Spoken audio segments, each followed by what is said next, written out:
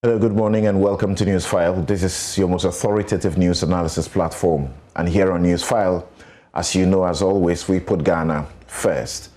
I'm your host, Samson Ladi Anyenini. In my introduction today, I take you down to some very brief history of this country regarding judgment debts, which could have made this country into the Europe, the UK, the America that you see. So we set up a judgment debt commission to find out what happens, what causes the judgment debt. And in 2015, a report as submitted by Justice Yao Apau was that one of the causes of the judgment debts as found by the commission was that we had poor record keeping generally. That's how come we get a judgment debt from us when we don't owe him. Poor judgment record keeping. Then decision taking by Attorney General sometimes to liquidate, things when they don't have to, and when they have to collapse and terminate contracts, and they do it in a manner that does not allow the state to a briefing space. The inability of the Attorney General's department to properly defend the state in court in majority of cases in which the state was sued for acts and omissions of public institutions. So, check this. We had a judgment debt in respect of a case known as the Rockshell versus Attorney General. In 1986, we had gotten into a contract with them and we were to pay 55,000 cedis.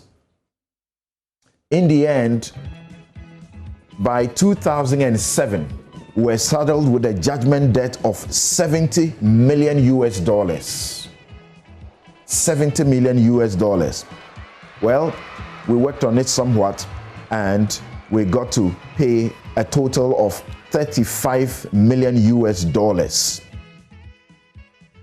So instead of 55,000, we end up paying $35 million US. And 55, I mean Ghana cedis, just Ghana cedis. Then we had the Delta Foods case. In this case, we bought maize. We needed maize, so we bought maize. And we were supposed to pay the sum of $2 million. In 1998, I must state that. And then we had a judgment debt in the sum of 2 million, just about 2 million Ghana cedis, including interest. This judgment debt was not paid until Delta Foods embarked on execution processes in the United States in 1999. The state was made to pay an additional sum of $4.9 million US. Mark again, not Ghana cedis. We bought maize and they got awarded, we didn't pay, they got awarded 2 million Ghana cedis. Eventually, they got an addition of $4.9 million US that Ghana was to pay. We had the Calf Cocoa versus Attorney General matter. Ghana ended up paying $3.55 million US instead of an amount of 1.8 million. We had the New World Investment and GNPA matter. We owed them a debt of $450,000 in 2004. Eventually, we got what is known as a compromise judgment in 2007 to pay 2.5 million Ghana cedis. Interest alone was over 2 million, which is more than quadruple the original debt. I'll give you just some two more and then we move on. We had the case of the KAE Ghana Limited versus Ministry of Agriculture and the Attorney General. We had a debt of less than 1.2 million. which was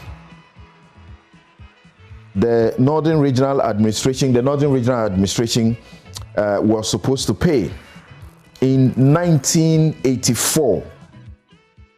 It became 549, almost 600 in 2008.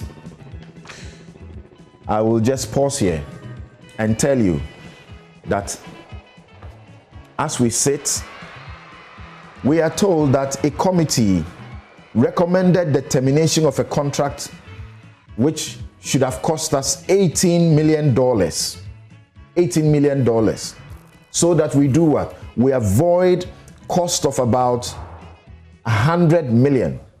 Not exactly 100, but about $100 million over 4 years for keeping a particular contract in 4 years. So how did we end up with over 130 to 170 million dollars to be paid? Meaning if we had allowed the contract to run its full course, would still have been paying less than what we are now being asked to pay as judgment debt. How did we get there? How were we not able to pay 18 million to stay out of this? 18 million. Now, this is what we are saddled with. Is it a matter of needless contracts plus unconscionable terms, which the Attorney General says is the basis for promised prosecution of NDC ministers connected to the contracts? Can a contract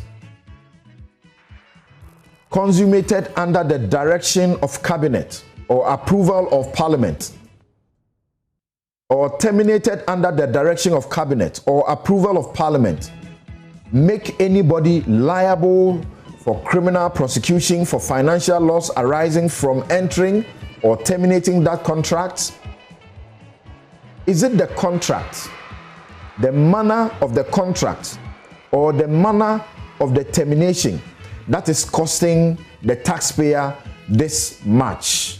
And yet eventually, nobody may be held responsible for anything.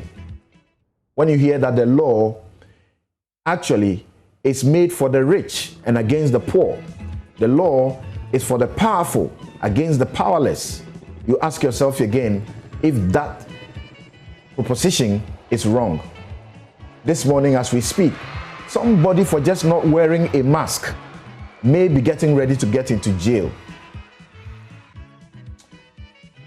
Somebody is cost at this much, but nobody probably will be found liable because of either cabinet involvement or parliament involvement. So, we find out on the show this morning what must happen.